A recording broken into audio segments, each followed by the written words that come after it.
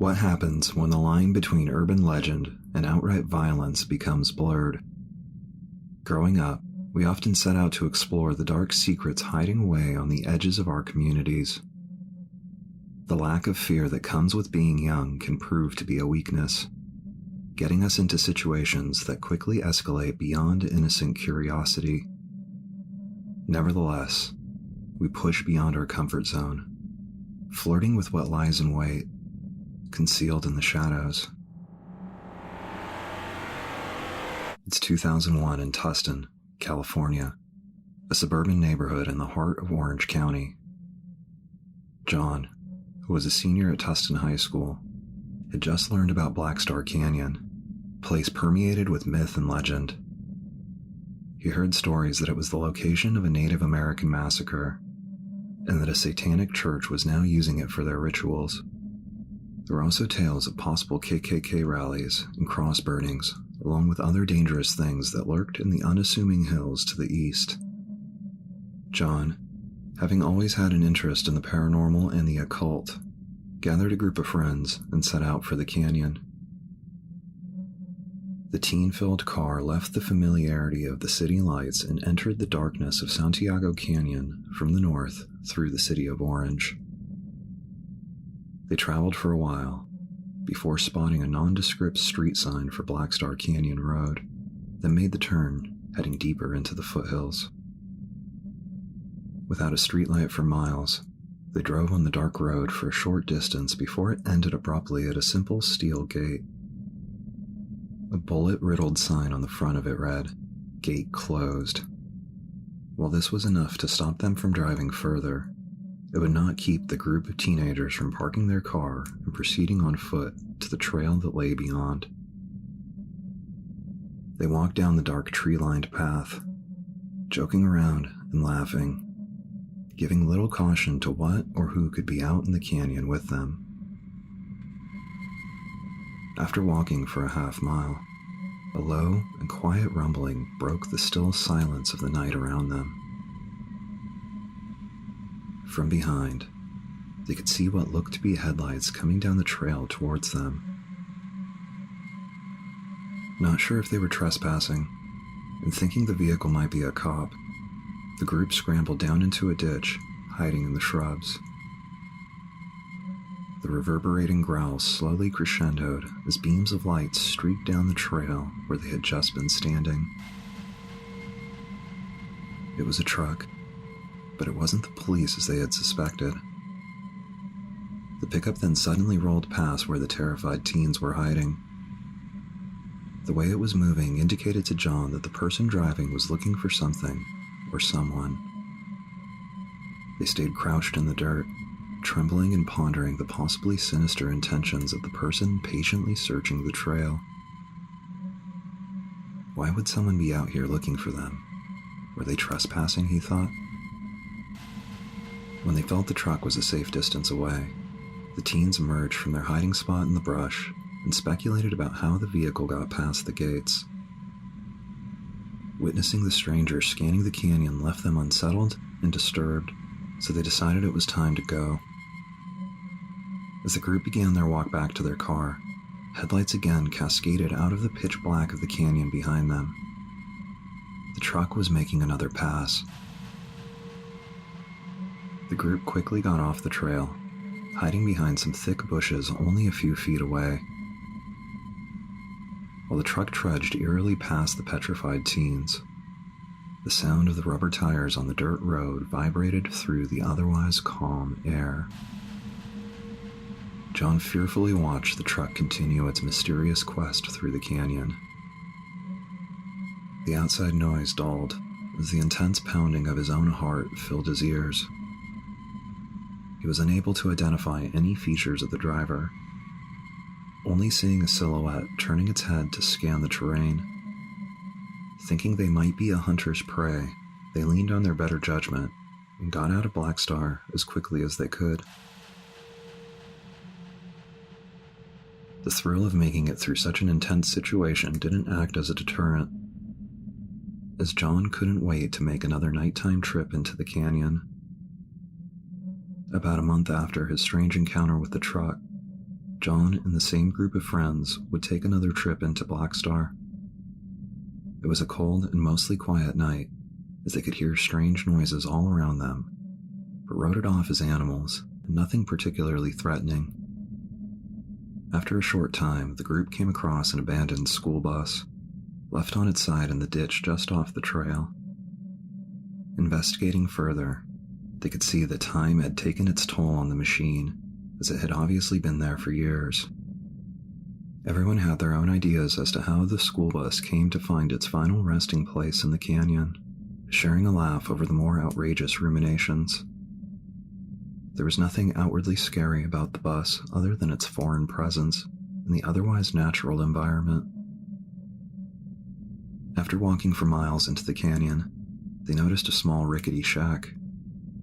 The more they walked, the more haphazard shelters were seen. They appeared to be squatter encampments sprinkled throughout the rugged wilderness. People claimed that a satanic cult had a church located somewhere in the canyon, and the strange signs of settlement had him concerned that the canyon locals were the savage devil worshippers. Apprehension was growing as the group discussed the looming daybreak, and how if there were any occupants in the shacks, they might be awake soon. They turned back and sneakily hiked out of the canyon, hoping to stay unnoticed. While they didn't encounter any strangers on their late-night hike through Black Star, the small signs of settlement made John more cautious about venturing too deep into the canyon. The question continued to linger in his mind. Did the truck patrolling the canyon belong to a person living in one of those shacks?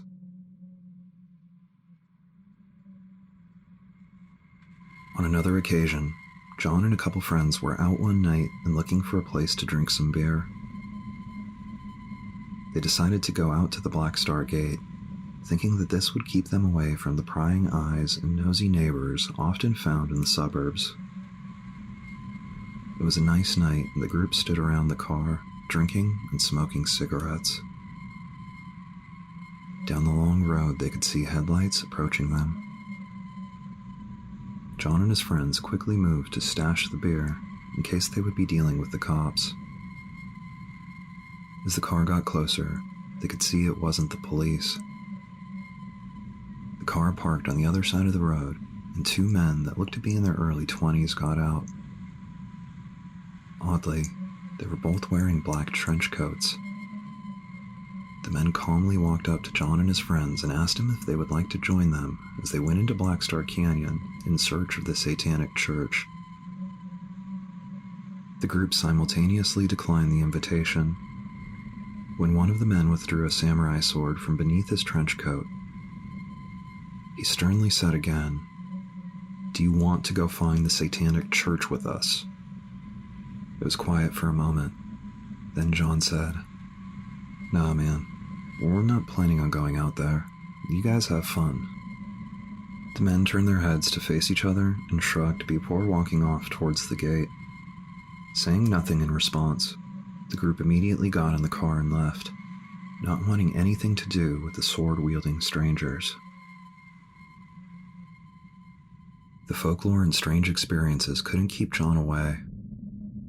And on another night, while parked near the Black Star Gate, he had a run-in with a police officer that made his first venture into the canyon all the more chilling. They'd been sitting in the car for a while, scaring themselves with strange tales about the area, when a sheriff's deputy came driving down the dark road towards them. The deputy stopped his car right next to them with his window down and questioned the group about what they were doing. He told them that he didn't have a problem with them being out there, but Black Star Bill, a squatter living in the canyon, was notorious for shooting at people who dared to enter Black Star, and that it would be safer for them if they found another place to spend time. John immediately thought about the trail-stalking truck he encountered while on his first trip into the canyon, and how the driver seemed intent on trying to find them. The group observed the warning, and it would be a long time before John went back into Black Star Canyon. Years went by, and John became more wary about what could be prowling in the hills, hidden in the darkness of Black Star Canyon. It wasn't until over a decade after his first trips out there that he would return, this time on a day hike with his stepson. As time passed, the canyon's reputation receded away, and the place eventually became a popular location for the public. The pair walked the entirety of the canyon up to Beek's place, the ruins of an old vacation home, with views of Catalina Island in the Pacific Ocean to the west, and Corona and the San Bernardino Mountains to the east. They enjoyed the peaceful serenity of the rugged Santa Ana Mountains, with the only threat coming from exhaustion and dehydration. Nothing strange happened while on the trail, and there were many other people out there to appreciate Black Star's natural beauty. While the day was great, John couldn't help but wonder what had happened to the darker elements of the area.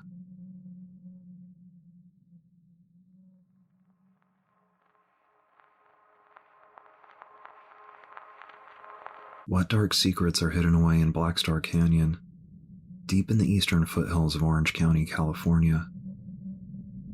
The barbaric and strange story of the area goes back nearly 2 centuries. Tucked away in the rugged wilderness at the periphery of society, the legends of the canyon have given the region a menacing reputation that has been nearly forgotten. But why? Black Star Canyon today is a part of the Irvine Ranch Conservancy and features a beautiful hiking and mountain biking trail that takes you from the foothills of Orange County through to the Santa Ana Mountains and beyond into the city of Corona in Riverside County. A waterfall that forms during periods of high rain is the reward to those willing to make the 7-mile hike through some of the most serene natural landscapes that Southern California has to offer. The current 4.8-star review for the canyon's hiking trail on Google Maps provides a complete juxtaposition from the canyon's ruthless past, the history of which only died down in 2010, when the land was officially dedicated to the public by the Irvine Company. The following investigation is a detailed exploration of its traumatic past and the true origins of the perilous conditions that once plagued the canyon. In the 1800s, Black Star was called the Canyon of the Indians. The region had long been the home of the Tongva people, as well as other Native American tribes such as the Shoshone. Remnants of their civilization are still visible to this day. The horrific history of Black Star Canyon starts back in 1831, when a group of American fur trappers, led by a man named William Wolfskill, arrived at Mission San Gabriel after traveling to California from New Mexico. The rugged and skilled hunters blazed what would later be known as the Old Spanish Trail on their quest to find a route to California. Wolfskill was an ambitious man who wanted land in the region, and his plan started long in advance of his journey to California. At the time, nearly 20 years before statehood, only Mexican citizens were allowed to purchase or be granted land in California. Prior to leaving New Mexico, Wolfskill, who was an American by birth, established himself as a Mexican citizen. Once he arrived at Mission San Gabriel in what is now the Los Angeles area, Wolfskill sought to ingratiate himself with his new hosts. The officials described to him an issue that they were having with horse thieves in the area, and a deal was struck. Wolfskill would take a group of men to find the horses, along with those responsible for their theft. Having spent the past 10 years tracking animals in the wilderness, he was up for the task of hunting humans. Wolfskill and his posse tracked the Native Americans with the supposed stolen horses from Los Angeles to Black Star Canyon. The alleged horse thieves had stopped to rest in a part of the canyon that became a hidden ranch, not knowing that a group of armed men were hiding on the ridge watching them. The camp showed signs of settlement for years, if not for generations. The Americans spread out across the ridgeline surrounding Hidden Ranch and ambushed the unsuspecting people below with complete disregard as to who had been responsible for the stolen horses. The Native Americans, armed with bows and arrows and several Spanish blunderbusses, didn't stand a chance to the rain of gunfire that came down on them without warning. Few were lucky to survive, and it's estimated that over 100 people were viciously slaughtered in what was named the Black Star Canyon Massacre. In 1917, the area was registered as a state historic landmark in remembrance of the horrendous tragedy that took place there. Wolfskill would use this act of genocide to kickstart a career in California that would lead him to becoming the wealthiest man in the state. In 1836, he would come to own the land that would become downtown Los Angeles. His land holdings across the state would continue to grow, including massive ranches in modern-day Santa Anita, Azusa, and Winters. The most notable and possibly sinister real estate purchase made by Wolfskill was Rancho Lomas de Santiago in 1860, part of which is Black Star Canyon, the site of the detestable massacre that got it all started for him in California. The ranch was later purchased from him by a group of businessmen that included James Irvine, eventually becoming part of the Irvine Ranch in modern-day Irvine, California. Wolfskill's ruthless legacy is often overlooked, and he is praised as being a pioneer of California, historically cited as the father of the state's massive citrus industry, and the man responsible for the Valencia orange. He's also regarded as one of the most important men in the development of California's wine industry. At the time of his death in 1866, Wolfskill was the largest producer of wine in the state, manufacturing 50,000 gallons a year. Blood for wine, a veiled scar on the Golden State. In the late 1870s, there was a mining boom in Silverado Canyon, and prospectors flocked to the area in search of silver.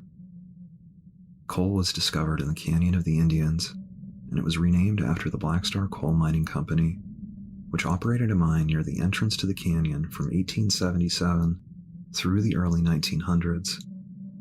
A newspaper from the time describes, wagons loaded with prospectors and mining implements are continuously passing up the Santiago Canyon, bound for newly discovered bonanzas. In 1899, a gun battle broke out, leaving one man dead and two brothers on trial for his murder. Case against the alleged murderers was a media spectacle and was followed closely by the public at the time. The story was dubbed the Hidden Ranch Murder. Henry and Luther Hungerford were cattle ranchers who owned property in Norwalk and Black Star Canyon. Their neighbor from Norwalk, James Marion Gregg, leased a pasture in Black Star Canyon from the Hungerfords. On June 10, 1899, it was time to settle the debt and move the cattle out, but an argument broke out between Gregg and the Hungerford brothers instead. Gregg attempted to settle the $17 debt for only $7, saying that a boy he sold a horse to, who worked for the Hungerfords, still owed him $10. When he was told by Henry Hungerford that the amount was insufficient and that he wouldn't cover the debt of his employee, the situation quickly escalated. Gregg purportedly said to Henry, "I'll settle it quick," before walking off towards his encampment to get a shotgun. Henry stated that he sensed trouble and walked back to the house. As he approached the home, his younger brother Luther yelled out to Gregg, "Jim, if you want to shoot anybody, you wait till I get my gun." Just as Henry got to the door, he said he heard a shot. His brother Luther had been struck by birdshot in the head, though this didn't stop him. The brothers then retrieved their shotguns from the house, came back outside to find James Gregg pointing a gun at them. The Hungerfords raised their guns and fired. Gregg fired back, but fell to the ground. The Hungerford brothers went back into the home and reloaded their weapons. When they came back out, a man named George Howard, who witnessed part of the altercation, asked them not to shoot Gregg again. As he lay bleeding, Gregg told Howard that after shooting him the first time, Henry reloaded his gun and fired on him again when he was bleeding out on the ground. Gregg was found to have been hit more than 80 times by a mix of bird and buckshot, with the side of his head being blown off in the gunfight. He died later that day, bleeding out in the back of a wagon, as a farmer attempted to transport him back to his home in Norwalk. After the Hungerford brothers put down their guns, they rode to Santa Ana and turned themselves in to the sheriff for the murder of James Marion Gregg. The brothers were tried separately, with the younger brother Luther facing the court first. On the 26th of October in 1899, Luther Hungerford was found guilty of murder in the second degree. On his way to jail after the verdict, Luther broke down completely, stating, "I didn't go up there to kill anyone, but I thought it was right for me to defend my brother when he hadn't a gun. This thing was forced on me. I never looked for it." Luther was granted a new trial based on a legal technicality where the charges against him were dismissed. After being released, Luther's past weighed heavily on him, cost of his legal fees causing him to sell his properties, after which it said he suffered from a devastating mental illness. Henry Hungerford faced a jury next, with a verdict of not guilty rendered. It was the opinion of the jury that the shooting was justifiable. In the 1900s, long after the Hidden Ranch murder, public interest put the canyon's residents at war with the government, with anyone attempting to pass through the canyon. The threat of Black Star being used for a large public project constantly loomed over the residents of the canyon in the 20th century, many of whom lived on land inhabited by their family for generations. By 1909, the Black Star Coal Mining Company was unable to repay its debts, and as mining in the area became less profitable, questions began to arise about potential uses for the canyon. The first point of contention between the residents of Black Star Canyon and the government came when it was decided the canyon would be used for a road that would connect Orange and Riverside counties by way of the Santa Ana Mountains.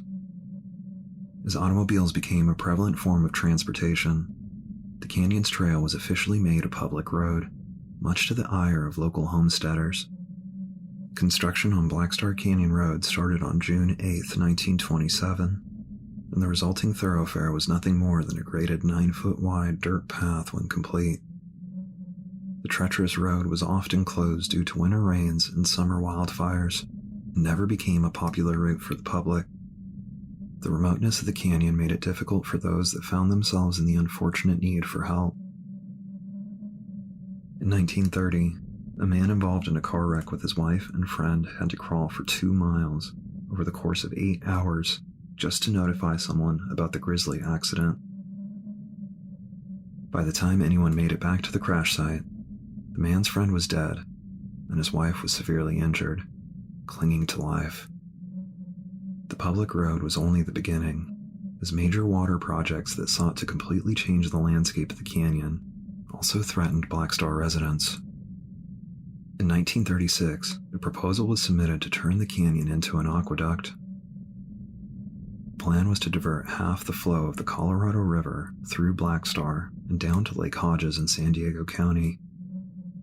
Then in 1950, another proposal looked to turn Black Star Canyon into a reservoir by constructing a water pipeline that fed from Lake Matthews in Riverside County. Last attempt was in 1971, when a third proposal was made to build a hydroelectric power plant in Black Star. The large-scale water projects failed to materialize, though they were not the only misfired attempts to rid the area of its residents. Other parties had their sights set on Black Star Canyon. In 1967, a zoning change went up for a vote that would have turned Hidden Ranch from an agricultural zone into a housing subdivision. And in 1989, a proposal was put forth to build a new landfill, with Black Star being selected as one of 10 potential sites for its location. While outside forces threatened to intrude on Black Star residents throughout the 1900s, it was the mostly forgotten public road that caused them the most grief. The road was never officially closed, though a metal gate was erected at some point preventing unauthorized vehicles from driving through Black Star. Though anyone daring enough was still free to walk past the gates and enter the canyon. The official story is that the Forest Service maintains an easement on Black Star Canyon Road, from the gates at the end of the paved portion of the road to Beeks Place in the Santa Ana Mountains, making it a fire road and a legal public roadway.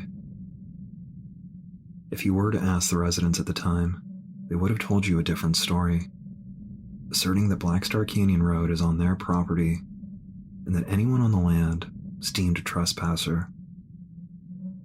The homesteaders, wary to outside intruders and protective of their road, began to clash with the public. From the 1960s to the early 2000s, Black Star became a place away from town, where young people could cause trouble and party. Fantastic legends, built upon the foundations of a violent history, began to develop that included the area being the home to a satanic cult and the meeting place for local KKK chapters. A mysterious school bus abandoned on its side fueled speculations as to its origin, as ghost story after ghost story emerged from the region. People found their way to the canyon at night, and a growing resentment from Black Star's residents started to form. As the years went on, Black Star Canyon Road became more and more utilized by hikers and mountain bikers, using the road to access the Santa Ana Mountains. With a regular amount of outsiders passing through the canyon, the residents of Black Star began to fight back. Numerous failed attempts were made by the county to place signage stating that the public has the right to access the unmaintained portion of Black Star Canyon Road. Reports indicate that the signs were all quickly vandalized and removed. A resident of Silverado, who claims to have one of these old open to the public signs, describes it as having several bullet holes in it, all coming from the back side of the sign. The county eventually gave up on erecting new signs, yet held steady that Black Star Canyon Road was open for all. Stories of Black Star Canyon abound from locals, as generations of people in the area grew up hearing the mysterious rumors of what was going on in the hills just outside of town. It had become almost a rite of passage for youth to test their bravery by visiting the dangerous wilds. The allegations of misbehavior and violence in the area largely stemmed from two contentious residents of Black Star Canyon, Arthur Tuttle and William Stutter. Arthur Tuttle, also known simply as Art, has been described as a man with many faces. To some, he was a man of strong Christian faith and a property owner protecting his family's land from trespassers and vandals. To others, he's described as an unhinged madman, doing everything he can to scare off wandering locals from entering his mountain enclave. A man of irrational suspicions and quick judgments, Art may have found himself exhausted from years of dealing with the noise, litter, and vandalism caused by people drawn in by local lore. William Stutter, referred to by his nickname, Black Star Bill, was popularly regarded as the more aggressive of the two. He was described by multiple sources as a drug-addicted squatter. In our research, there were no encounters with either Art or Black Star Bill that mentioned seeing the two of them together. Their descriptions seemed to be interchangeable, with the only variances in the many stories being the color of the man's beards and truck. The many different accounts from the public may be unreliable, as they may have been too flustered to ascertain the details, only to have their mind fill in the blanks with random attributes later. It's possible that Art used the persona of Black Star Bill to shift suspicions off of himself, as his tactics evolved to be more hostile over the years. Or could it have been signs of a split personality disorder, where Art had to create an alternate version of himself in order to alleviate the violent anger building inside of him? Though no affiliation between Art and Bill could be found, we have to wonder, if they were separate individuals, what kept the two irate men from attacking each other when they both seemed to do everything in their power to clear anyone from their supposed private land? During the day, mountain bikers were the group that Art and Black Star Bill had the biggest problem with. Mountain biking forums from the early days of the internet contain hundreds of posts, all with similar stories of run-ins with the men. Mountain bikers that would visit the area at the time often posted warnings to others to be cautious about where they park their car, saying vehicles parked near the gate would have their tires slashed by Black Star Bill. One poster described how Black Star Bill nearly ran him and his 12-year-old son off the road with his pickup truck as they rode through the canyon. Multiple people warned others to be on the lookout for obstacles strategically placed on the trail, such as branches, rocks, and even holes that were intended to injure mountain bikers. At night, Art and Black Star Bill aimed to strike fear into the hearts of anyone who dared venture into the canyon to have fun or cause trouble. People have reported tripping alarms and lights when venturing off trail while in the canyon after sundown. Many others out on the road after dark reported being chased off by a truck with extremely bright lights that appears out of nowhere before terrifying them into fleeing the canyon, just like John had experienced when he and his friends fled the stalking pickup. A lot of people agreed that if you were respectful and not threatening, that Bill and Art would let you pass without altercation after providing you with a warning. That was apparently not always the case. Black Star Bill has been reported to ride up on people using the road on an ATV, scaring them off with a gun and a pack of dogs. According to accounts from residents of nearby Silverado Canyon, he did this in the early 2000s to an unmarked cop car and was arrested and jailed for several weeks. Many allege that the squatter was finally evicted from the canyon not long after, though neither a police record nor a news report could be found to verify these claims.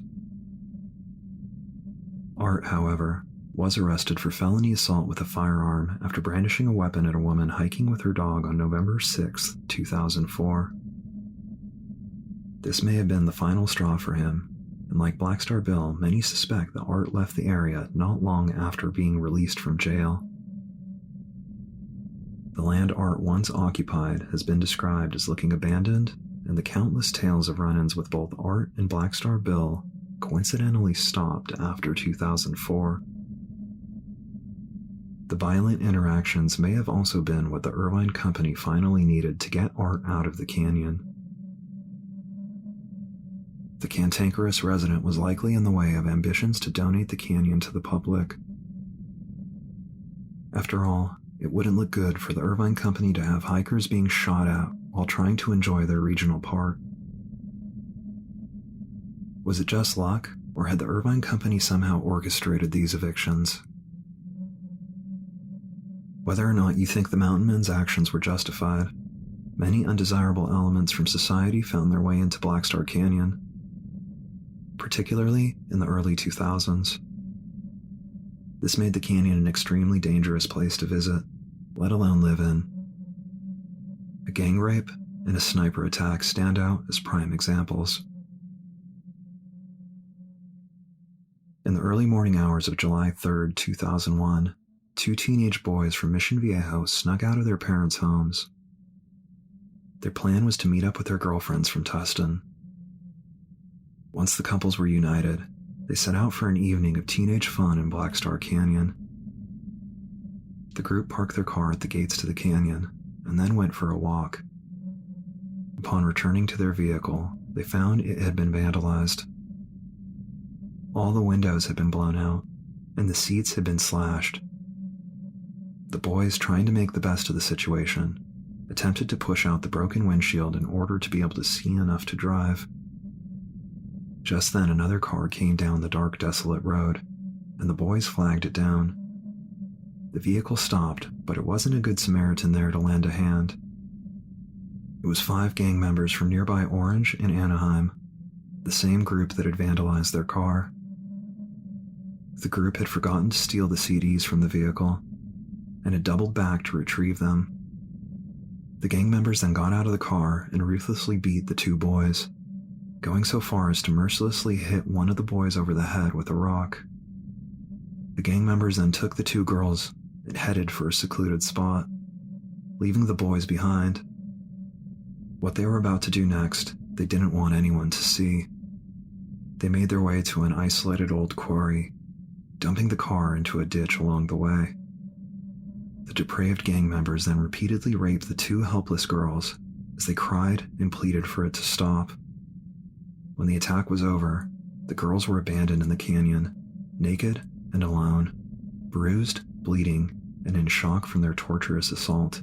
They walked their way through the scrub to the main road, grabbing scraps of garbage as they went to cover their wounded, naked bodies. They flagged down the next vehicle that passed, which happened to be an ambulance, and were finally in safe hands. In the days after the brutal beating and rapes, the Orange County Sheriff's Department appealed to the public for help in finding who was responsible.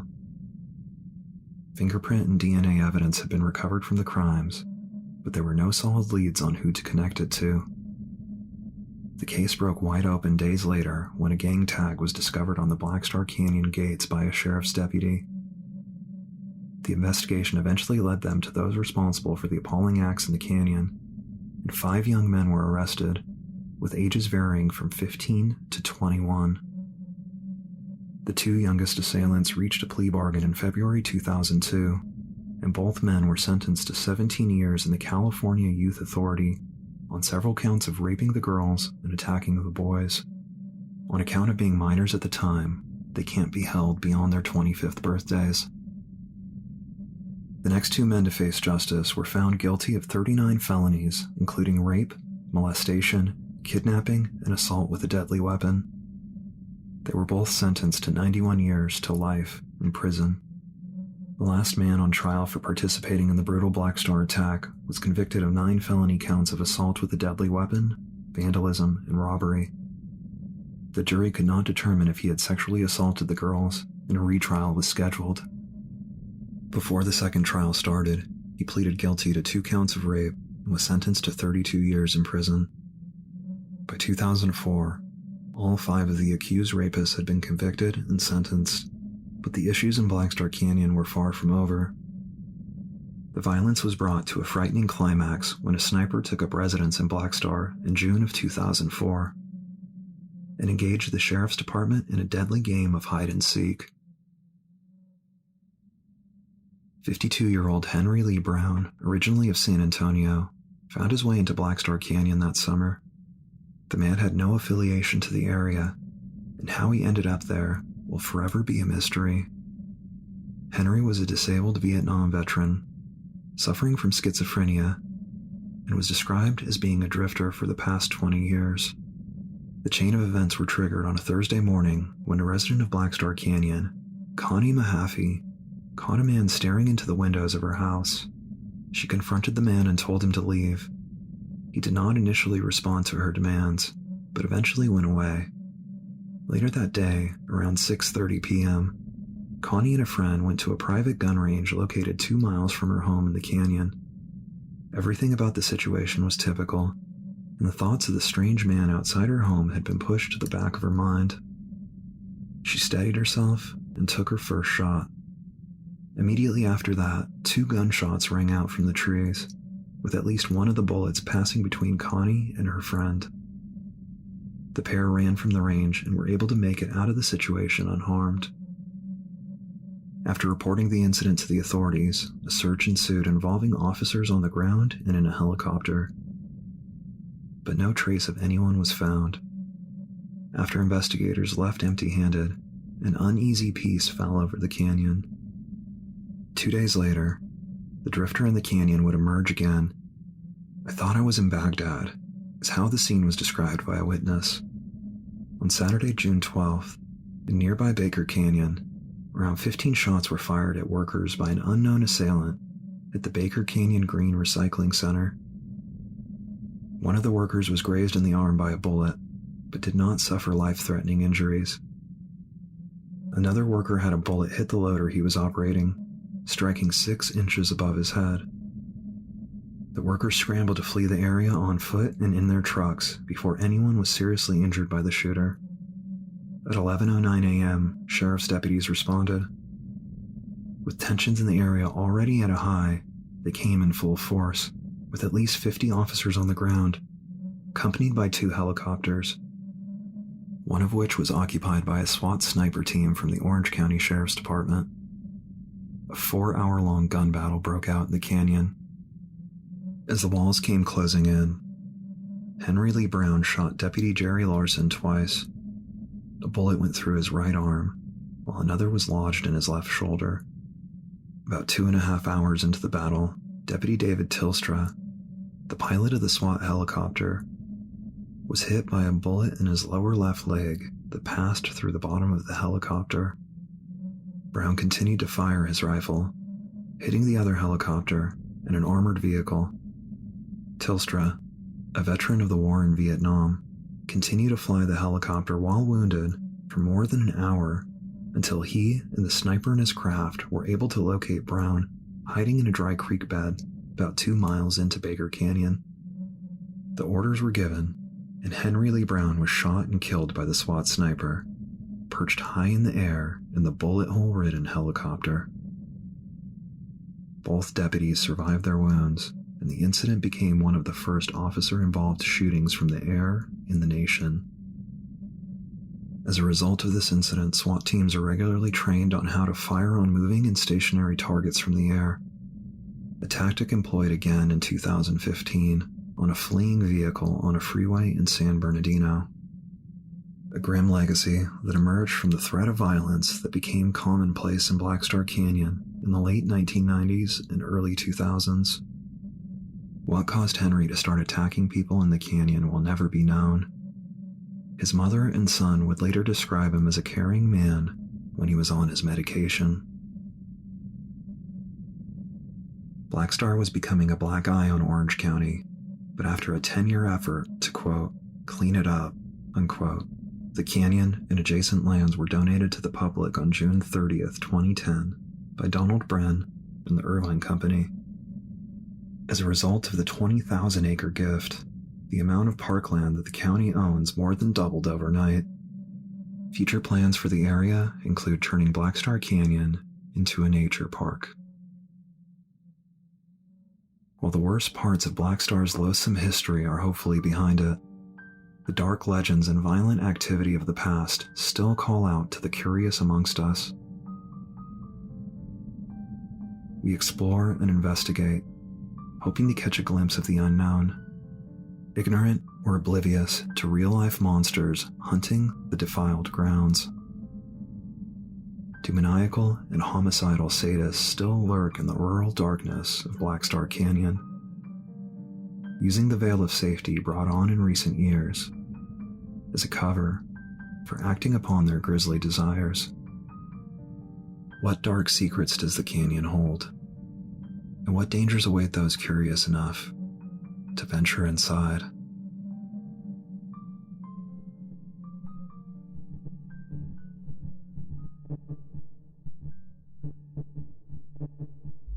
Subscribe to Black Letters for a new horror story every 13 days.